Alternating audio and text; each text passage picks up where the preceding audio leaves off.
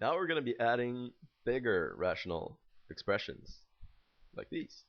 My first step in this case, just to recognize the best common denominator, will be to actually factor this trinomial on the bottom here. So in this case we have x squared plus 5x plus 4.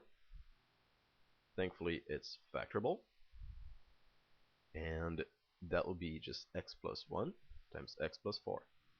Because those are two numbers that multiply to 4 and add up to 5. Great. So now, taking a look over here, the only component that we don't have in the denominator to make them common is the x plus 4 over here.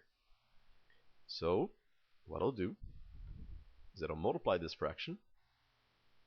Everything is in brackets, of course, by x plus 4 over x plus 4.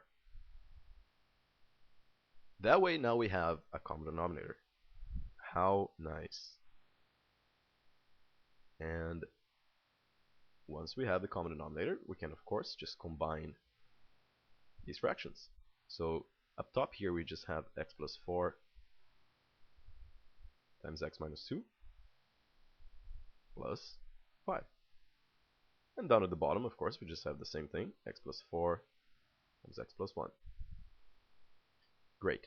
Now what I can do, continuing down below, is just expand this, x plus 4 times x minus 2. Once I expand and simplify that, it will be x squared plus 2x minus 8. Hope that makes sense to you. And the 5 is just waiting there.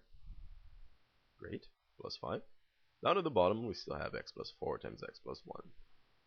Great.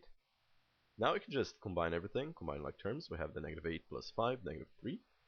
So we have x squared plus 2x minus 3 all over x plus 4 times x plus 1.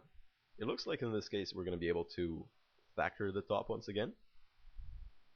And once we can do that, why not, right? We're looking for two numbers that multiply to negative 3 and add up to positive 2. Those numbers would be just plus 3 and negative 1. And down at the bottom we just still have the same thing. This is not really a required step, right? But in this case, since it worked out, why not?